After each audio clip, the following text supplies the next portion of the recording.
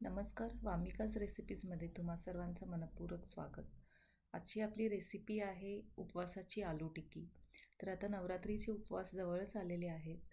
त्यासाठी आपण पाहणार आहे अतिशय सोप्या पद्धतीने आणि कमी वेळामध्ये उपवासाची आलू टिक्की कशी बनवायची ते. तर तुम्ही चॅनलला सबस्क्राईब केलेलं नसेल तर नवीन रेसिपीजच्या अपडेटसाठी चॅनलला सबस्क्राईब करा आणि बेल आयकॉनवरती नक्की क्लिक करा. रेसिपी पाहूया. तर उपवासाची आलू टिक्की बनवण्यासाठी आपल्याला लागणारं साहित्य इथे घेतलं आहे. तर आपल्याला घ्यायचे आहेत 5 मीडियम आकाराचे उकडलेले बटाटे. त्याच्यानंतर 5 ते 6 टेबलस्पून शिंगाडा पीठ, सेंधा मीठ घ्यायचं आहे 1 टेबलस्पून चवीनुसार. देन 7 ते 8 मिरच्या बारीक चिरून घ्यायच्या आहेत आणि 5 ते 6 टेबलस्पून भाजलेले शेंगदाण्याचं कूट करून घ्यायचं आहे. आणि ते कूट थोडं जाडंभरडं असलं पाहिजे, अगदी बारीक पण नको.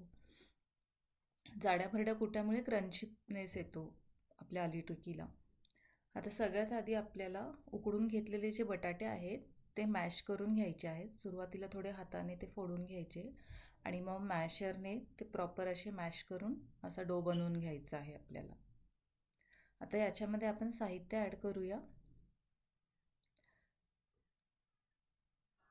शेंगदाण्याचा कूट आपण ॲड करून घेऊया. शेंगदाण्याच्या कुटामुळे क्रिस्पी बनते आपली आलू टिक्की, त्यामुळे ते स्किप नाही करायचं आहे. आणि सेंधं मीठ आपण वापरत आहे, उपवासाचा पदार्थ आहे त्यामुळे. तुम्हाला चालत असेल तर साधं मीठ वापरलं तरी चालेल. आता शिंगाडा पीठ किंवा इतर कोणतंही उपवासाचं पीठ याच्यामध्ये आपण ॲड करू शकतो. बाइंडिंगसाठी आपल्याला पिठाचा वापर करायचा आहे इथे.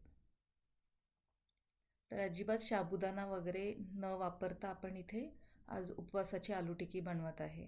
आता हे सगळं व्यवस्थित एकजीव करून घ्यायचं आहे, मिक्स करून, आणि छान असा डो तयार करून घ्यायचा आहे याचा.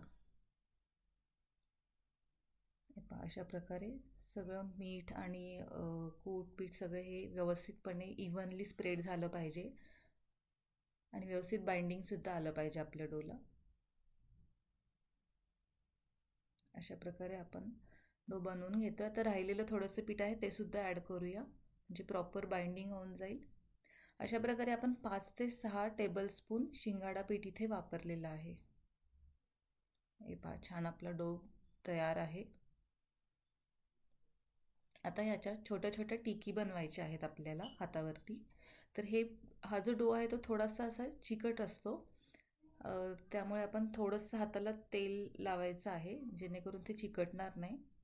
आणि थोड्याशा अशा मीडियम थिकमध्ये अशा टिकी आपल्याला बनवून घेऊन तेलामध्ये तळून घ्यायच्या आहेत. मीडियम गॅसवरती तेल गरम करून घ्यायचं आहे, चांगलं कडकडीत तेल गरम करून घ्यायचं आहे. आणि लो टू मीडियम फ्लेमवरतीच आपल्याला टिकी तळून घ्यायच्या आहेत. अजिबात घाई करून हाय फ्लेमवरती टिकी तळायचं नाही आहे, नाहीतर मग वरून त्या तळल्या जातात, त्यांचा कलरसुद्धा बदलतो. पण आतमध्ये आपण पिठाचा पण वापर केला आहे, ते पीठ कच्चं राहतं. त्यामुळे लो टू मीडियम फ्लेमवरतीच, शक्यतो लो फ्लेमवरतीच आपल्याला या टिकी दोन्ही साईडने खरपूस अशा तळून घ्यायच्या आहेत. हे पहा, अशा प्रकारे टिकी बनवून आपल्याला तळून घ्यायच्या आहेत. दोन्ही साईडने छान गोल्डन ब्राऊन कलर येईपर्यंत खरपूस अशा तळून घ्यायच्या आहेत, घाई न करता. तुम्हाला जर का तळलेले पदार्थ आवडत नसतील तर लो फ्लेमवरती आलू टिक्की शालो फ्राय करून घेतली तरी चालेल. छान असं आतपर्यंत त्या तळल्या गेल्या पाहिजेत. साधारणतः 2 मिनटं एक साईडने तळून घ्यायचं, मग त्यांचा कलर चेंज झाला एक साईडने की मग दुसऱ्या साईडने आपण त्यांना तळून घ्यायचं आहे.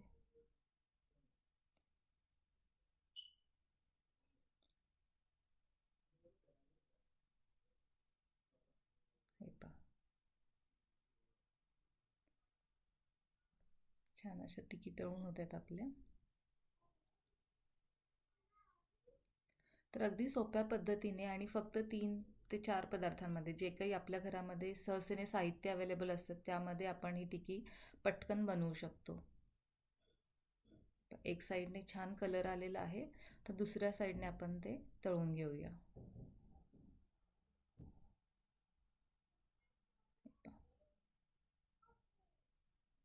दुसऱ्या साईडने सुद्धा 2 मिनटं लो फ्लेमवरती तळून घेऊया.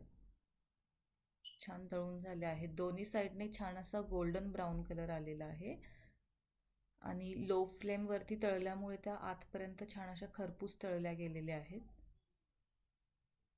आता आपण ह्या काढून घेऊया प्लेटमध्ये. तर अशा प्रकारे आपल्याला आपला जो काही बाकीचा डो आहे त्याच्यासुद्धा टिक्की बनवून तळून घ्यायच्या आहेत.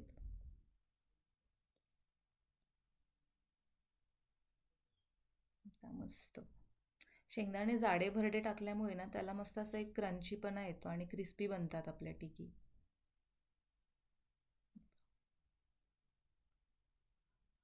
मस्त फुगल्या आहेत छान अशा आतपर्यंत तळल्या गेल्यामुळे. मस्त. आपण आता सर्व करून घेऊया. तर ही उपवासाची आलू टिक्की आहे ती आपण शेंगदाण्याची चटणी किंवा मग दही, दह्यामध्ये आवडीप्रमाणे साखर किंवा गूळ टाकून आपण सोबत खाऊ शकतो. मस्त उपवासाची आलू टिक्की बनून तयार आहे. तर चॅनलला सबस्क्राईब केलं नसेल तर चॅनलला सबस्क्राईब करा आणि बेल आयकॉनवरती नक्की क्लिक करा आणि पुन्हा भेटूया आपण नवीन रेसिपी घेऊन. तोपर्यंत धन्यवाद.